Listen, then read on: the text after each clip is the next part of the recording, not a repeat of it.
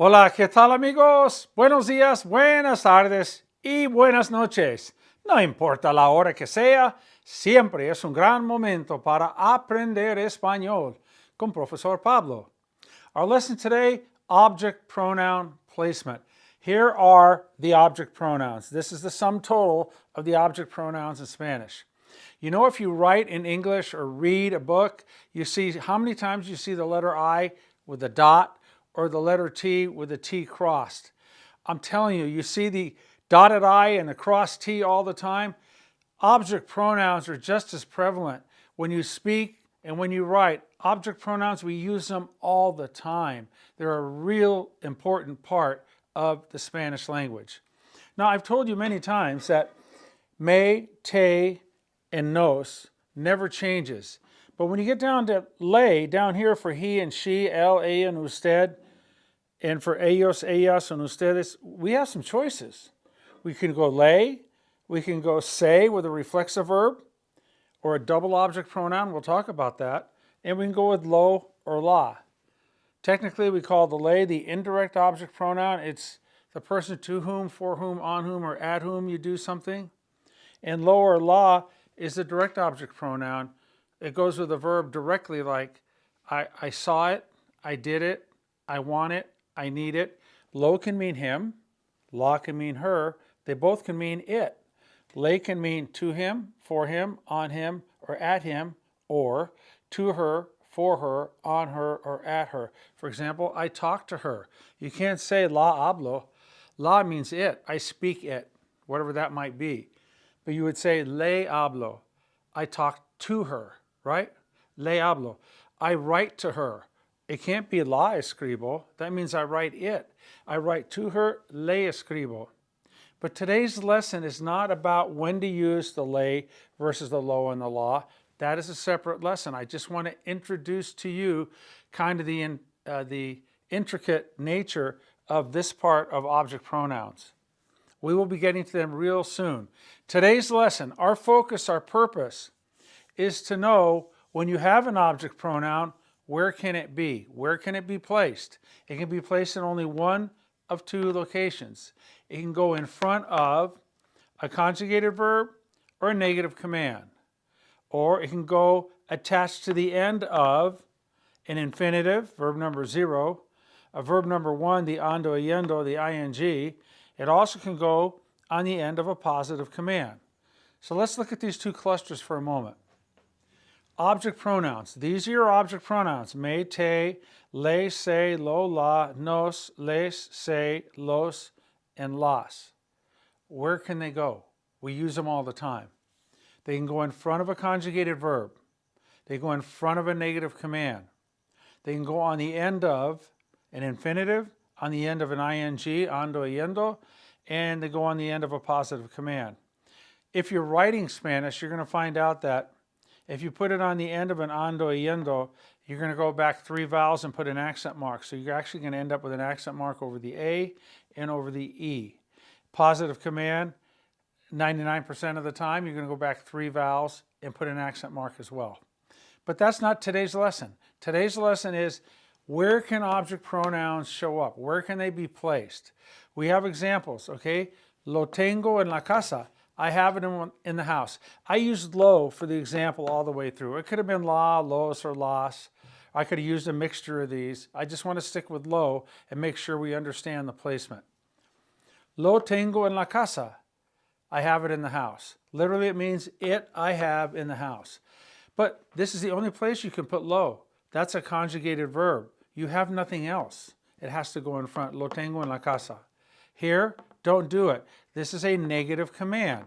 When you have a negative command, the object pronoun has to go immediately in front of the negative command. Okay? No lo hagas. Don't do it. Literally, don't it do. Don't do it. No lo hagas. So we've seen they can go in front of a conjugated verb or in front of a negative to command, or a negative any command for that matter. Let's go here. Next one. It can go on the end of an infinitive. Quiero verlo. Okay? There is no accent mark here because it ends in a vowel. The stress is on the E. Quiero verlo. I want to see it. quiero verlo. That could also be him, quiero verlo, I want to see him. But for our purposes, it's it today. Quiero verlo, I want to see it. But look, quiero is a conjugated verb. So technically the lo could go in front of quiero. And that's what we have here. Lo quiero ver. So there you go. If you have an object pronoun and in the sentence you have a conjugated verb and an infinitive, you make the choice, you make the call, you make the selection. Quiero verlo, I want to see it. Lo quiero ver. Both are correct, and you'll find that sometimes you'll use one, and in the same situation, you're going to use it the other way. It's all good. How about down here now? Here we have an ing. Leyendo is reading. I'm reading it. Estoy leyéndolo. It can go on the end of an ando yendo, right? Verb number 1. Notice when we put it on, we have to go back 3 and put that accent mark. Because it ends in a vowel, the stress is now here.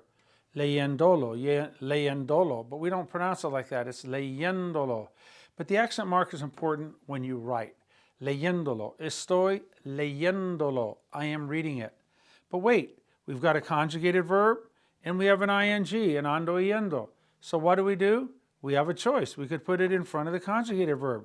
Lo estoy leyendo. I'm reading it. Lo estoy leyendo. And down here, let's go with positive commands. They go on the end of a positive command. Hazlo means do it. There's no accent mark because it ends in a vowel. The stress should be on the A, and the stress is on the A. Hazlo. But you're going to find when you have 2 or more syllables in the command, you're going to go back 3 and put an accent mark if you're writing. Do it. Usted command, hágalo, hágalo. Do it to a group of people, like let's do it would be hagámoslo. To a group of people, we're just going to add an N here and say háganlo. So these are 3 positive commands. Doesn't make any difference if it's an usted command, ustedes command, a familiar command, or if it's the let's form like we have here in hagamos. The object pronoun goes on the end, and you're going to go 3 vowels back and put an accent mark unless it's a 1-syllable command in front. All right, so let's look at this again. Our object pronouns are me, te, and nos.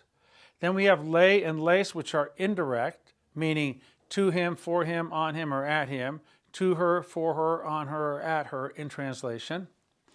I'm going to mail it is lo voy a mandar. To her would be le.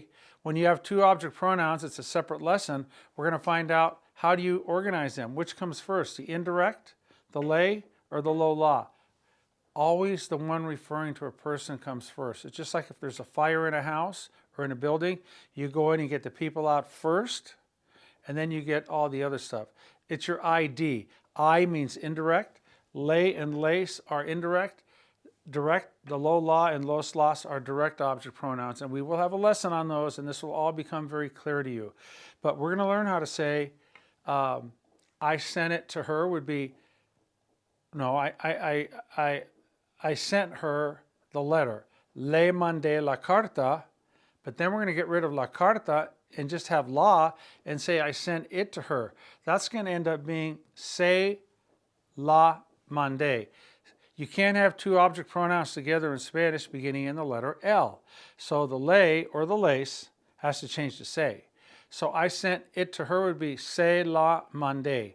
Technically it would be le la mandé. But Spanish doesn't allow you to have 2 object pronouns together that begin with the letter L. Again, a separate lesson. Let's get our focus back. These are all the object pronouns. We have direct object, we have indirect object pronouns, and we also have, right here, reflexive. The se can be a reflexive pronoun. So those are your 3 types of pronouns. No matter what pronoun you have, whatever type it may be, it can go in front of a conjugated verb or in front of a negative command, or else it goes on the end of an infinitive, on the end of an ing, ando yendo, or on the end of a positive command. Our examples, I have it in the house, lo tengo en la casa. It goes in front of tengo, that's a conjugated verb. No lo hagas, this is a negative command. It could be the usted command, no lo haga. It could be the ustedes command, no lo hagan. Doesn't make any difference. any type of negative command, you have an object pronoun, it's going to go in front of it. Okay? You can put it on the end of an infinitive. Quiero verlo. I want to buy it. Quiero comprarlo. I want to sell it. Quiero venderlo. If you have an object pronoun, it can go on the end of an infinitive. But here, again, we have a conjugated verb, so it could go in front. Lo quiero ver. The placement, it's your choice. Down here, it can go on the end of an ing. Estoy leyéndolo. It can go in front here because estoy is a conjugated verb, so you could either say estoy leyéndolo or lo estoy leyendo. And down here, a positive command, again, it could be any command, formal, familiar, or the let's form. The object pronoun goes on the end. Hazlo, hágalo, hagámoslo, háganlo. All right? So now we want you to be responsible for knowing where do you put the object pronoun. Where does the object pronoun go? Whichever pronoun it may be, where does it go? Now you know where to put them, and coming up real soon, we're going to have lessons on showing you how to use them and what they mean. Okay?